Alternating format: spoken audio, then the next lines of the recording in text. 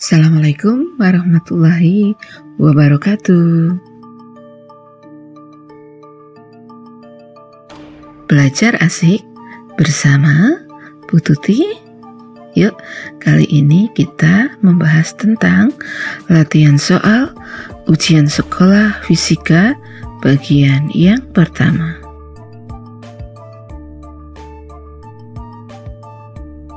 Materi yang pertama adalah metode ilmiah. Ya. Berikut ini adalah tahapan dalam metode ilmiah. 1. Menyusun hipotesis. 2. Merumuskan masalah. 3. Menguji hipotesis. 4. Menguji kesimpulan. 5. Mengumpulkan keterangan. 6. Menarik kesimpulan. Pertanyaannya, urutan tahap metode ilmiah yang benar adalah 1. Observasi atau mengumpulkan keterangan. Yang kedua adalah merumuskan masalah. Yang ketiga adalah menyusun hipotesis. Yang keempat adalah menguji hipotesis atau melakukan eksperimen. Selanjutnya adalah menarik kesimpulan, dan yang terakhir adalah menguji kesimpulan. Jadi urutannya adalah 5, 2, 1, 3, 6, 4. Materi kedua adalah tentang alat ukur. Seorang siswa melakukan pengukuran luas suatu persegi panjang menggunakan jangka sorong.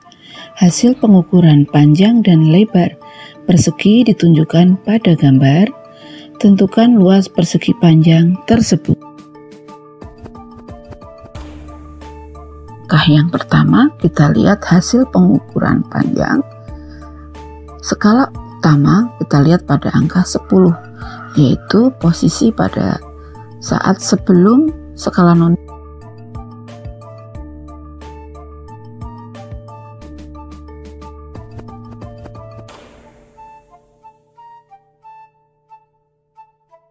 Yang pertama, kita lihat hasil pengukuran panjang. Skala utama kita lihat pada angka 10, yaitu posisi pada saat sebelum skala nonius posisi 0. Ya, ini di angka 10,0.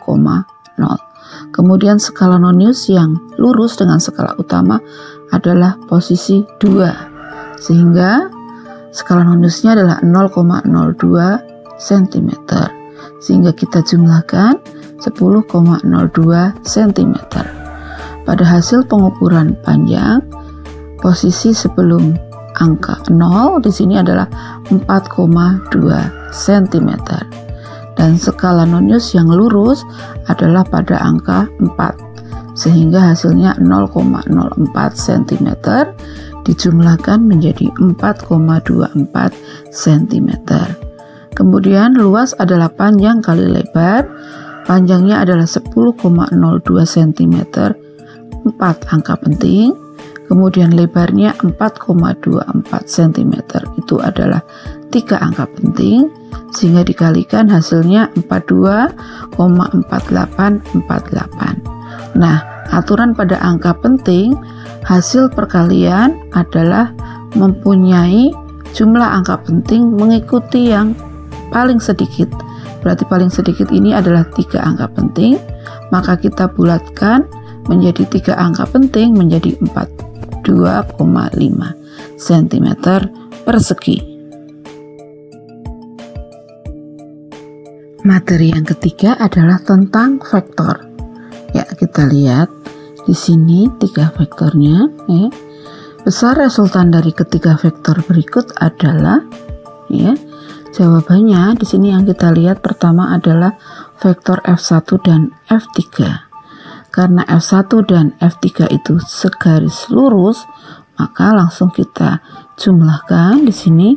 F1 berarti dikurangi dengan F3. 40 dikurangi 20 adalah 20 Newton. Sehingga hasilnya tinggal ini F1 min F3, ya. Sehingga di sini hasilnya 20 Newton dengan F2 20 Newton membentuk sudut 60 derajat. Nah, di sini kita menggunakan rumus jajaran genjang karena nilainya sama, langsung berarti hasilnya adalah 20 akar 3 Newton. Materi yang keempat adalah kinematika gerak lurus. Sebuah benda melakukan gerak lurus dengan kecepatan 4 meter per sekon selama 2 sekon. Kemudian diperlambat 2 meter per sekon kuadrat selama 2 sekon, sehingga kecepatannya berkurang. Selanjutnya dipercepat 3 meter per sekon kuadrat selama 2 sekon. Berdasarkan perjalanan tersebut, bentuk grafik kecepatan V terhadap waktu yang benar adalah, di sini kita lihat pilihannya. Yang pertama kita lihat pada detik ke-0 sampai ke-2 adalah GLB, karena di sini kecepatannya tetap 4 meter per sekon. Kita lihat yang cocok adalah yang A atau yang E. Kita lihat di sini yang lurus ya. Kemudian detik kedua dan keempat GLBB diperlambat, berarti grafiknya harus turun. Nah, padahal di sini adalah naik. Nah, berarti di sini yang turun hanya yang E ya. Kita lihat yang betul ini. Kemudian ya selanjutnya tidak usah kita lihat ya. Ataupun kalau kita lihat di sini 4 sampai 6 sekon itu adalah 3 meter per sekon kuadrat selama 2 sekon ya. Kita lihat untuk yang ini. Oh, betul apa enggak? Oh ya, ini dipercepat. Sehingga jawabannya adalah yang E. Materi kelima, gaya gesekan. Ada 4 buah benda seperti gambar. Keranjang ditarik dengan gaya 15 Newton pada bidang datar yang kasar, di mana mu s sama dengan 0,2. Agar keranjang tersebut tepat akan bergerak, massa keranjang diapikan dan G 10 meter per sekon kuadrat. Maka benda yang harus dimasukkan ke dalam keranjang adalah, jadi poin dari soal ini, karena keranjang tersebut tepat akan bergerak, maka F sama dengan Fs maksimal ya.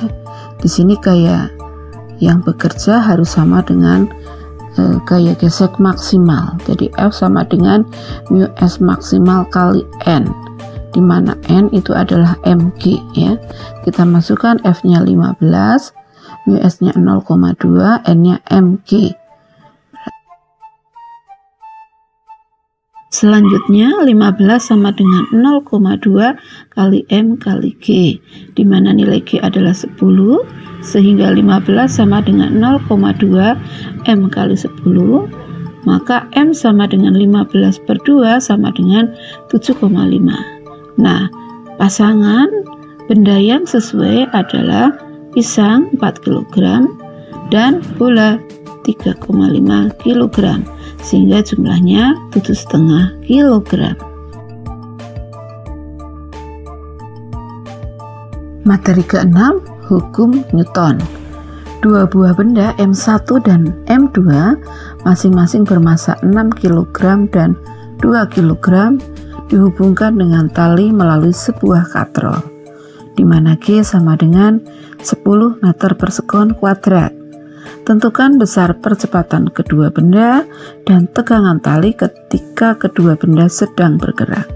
Nah, kita analisa dulu di sini. Karena W1 lebih besar daripada W2, maka benda M1 akan bergerak ke bawah dan benda M2 akan bergerak ke atas, sehingga arah pergerakannya adalah berlawanan arah jarum jam.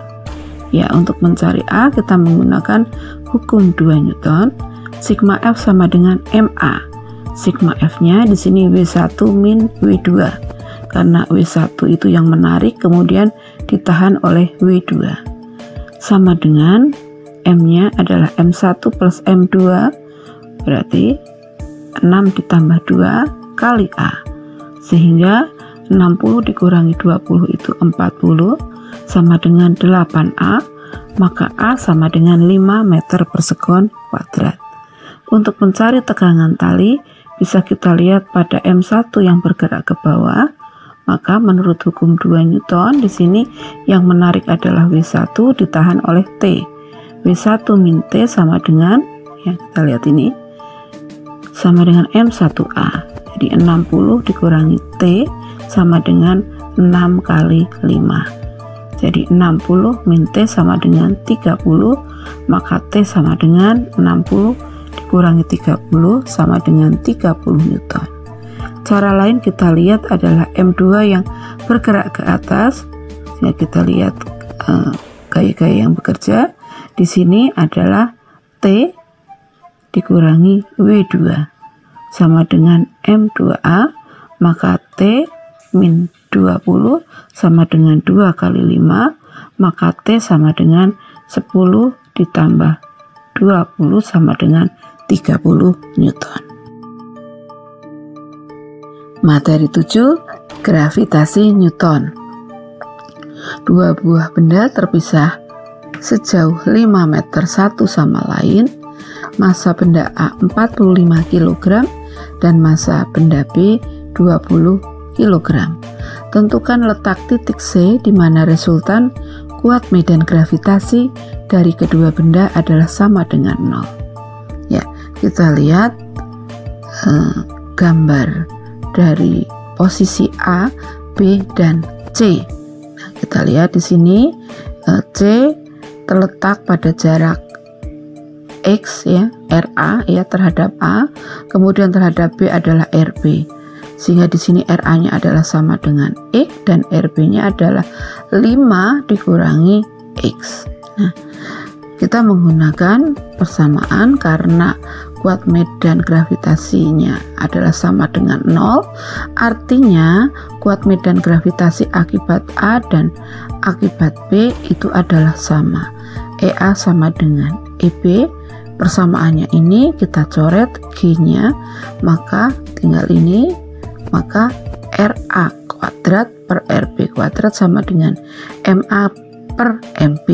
Nah, kita akar, hasilnya adalah RA per RB sama dengan akar MA per MB. Nah, kita lihat RA itu X, kemudian RB adalah 5 min X, sama dengan akar, MA-nya 45, MB-nya 20. Kita coret masing-masing dibagi dengan 5, ini adalah 9 dan 4. Akar 9 per 4 adalah 3 per 2. Sehingga kita lihat, kita kalikan silang, ini menjadi 2X, kemudian 3 kali 5 min X menjadi 15 min 3X, maka ini pindah ruas menjadi 2 ditambah 3 menjadi 5X sama dengan 15, maka X sama dengan 3 meter.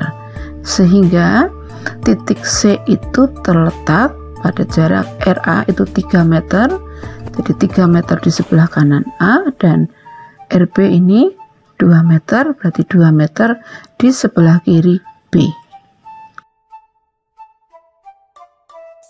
Materi yang ke-8 adalah usaha dan energi.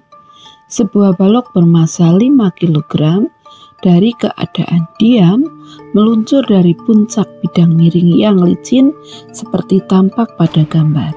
Berapa usaha yang dikerjakan gaya berat?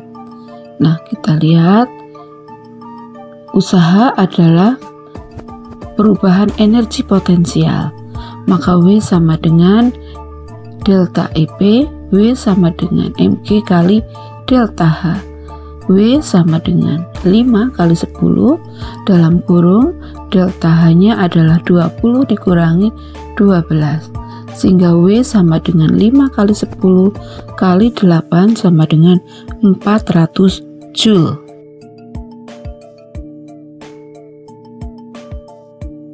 Sampai ke materi ke-9 tentang titik berat. Perhatikan gambar bidang homogen berikut. Tentukan koordinat titik berat benda bidang simetris terhadap titik 0 ya, atau pusat sumbu koordinat ya. Di sini terdiri dari 2 bangun, yaitu persegi dan segitiga. Lebih dahulu kita mencari luas masing-masing bangun. Yang pertama adalah luas persegi, ini 4 kali 6, 24 cm persegi. Kemudian luas bangun segitiga, setengah alas kali tinggi, alasnya 4, tingginya ini adalah 6 ya, 6 sampai 12 ya. Maka hasilnya A2 adalah setengah kali 4 kali 6 sama dengan 12 cm persegi. Kemudian titik berat dari masing-masing bangun, di sini Z1 itu X1, Y1, X1 di sini adalah setengah dari lebarnya, yaitu berarti 2, kemudian Y1 nya itu adalah setengah kali tingginya, jadi setengah kali 6 adalah 3. Kemudian untuk titik berat bangun yang kedua, di sini Z2, X2 nya sama, di sini setengah kali 4 berarti 2. Kemudian untuk Y2 nya kita lihat karena alasnya terletak di 6, di sini Y0 nya ya, plus sepertiga kali H berarti 6 ditambah sepertiga kali, di sini 12 dikurangi 6, jadi 6 ditambah 2 sama dengan 8. Kita masukkan ke tabel, di sini A-nya ya, A1 24, A2 adalah 12. Karena dia berfungsi sebagai pengali, maka kita lihat karena di sini bisa kita sederhanakan, masing-masing dibagi 12, maka luas yang 24 menjadi 2, luas yang 12 menjadi 1 ya. Kita masukkan, ini X-nya sama-sama 2, sehingga nanti X0 nya tidak usah kita cari karena sama, jadi nilainya sama, jadi 2. Kemudian Y, kita masukkan Y1 nya 3, Y2 nya adalah 8. Kemudian dikalikan antara A dengan Y, maka di sini 2 kali 3 itu 6, kemudian 1 kali 8 adalah 8. Maka di sini sigma A-nya adalah 2 ditambah 1 adalah 3, sigma AY-nya adalah 6 tambah 8 adalah 14, sehingga Y0 nya adalah sigma AY per sigma A, maka 14 per 3 atau 4,67, sehingga Z0 nya itu adalah X0 dan Y0, X0 nya adalah 2 dan Y0 nya 4,67.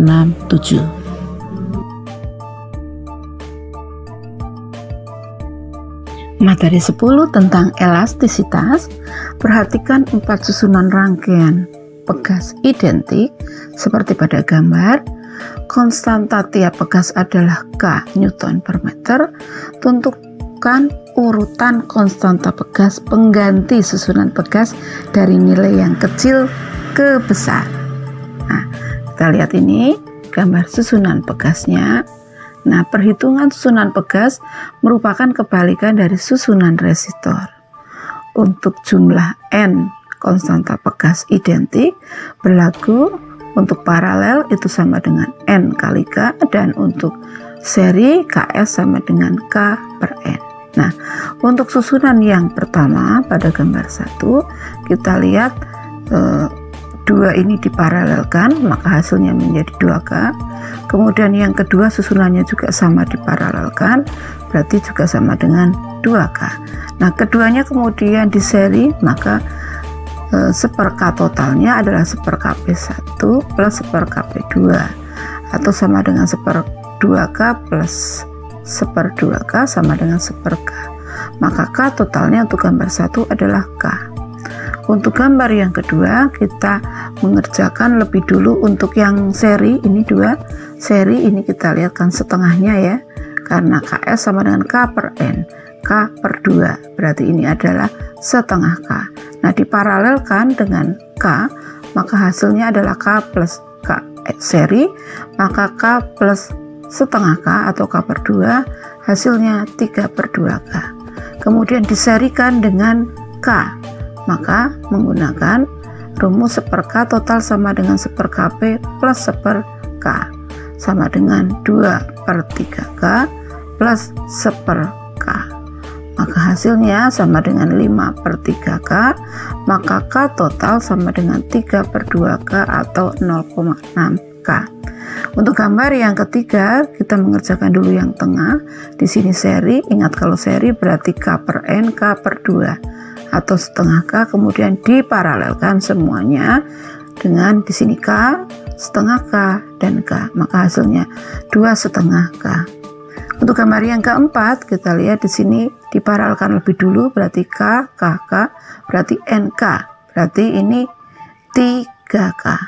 Kemudian diserikan dengan K, maka hasilnya adalah 1/Kp plus 1/K sama dengan 1/3K plus 1/K, maka hasilnya adalah 4/3K, maka K totalnya adalah 3/4K atau 0,75K.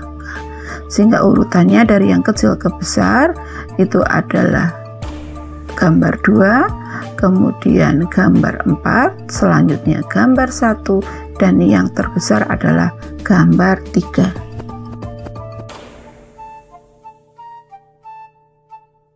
Tetap semangat, belajar, berdoa, dan tawakal. Wassalamualaikum warahmatullahi wabarakatuh.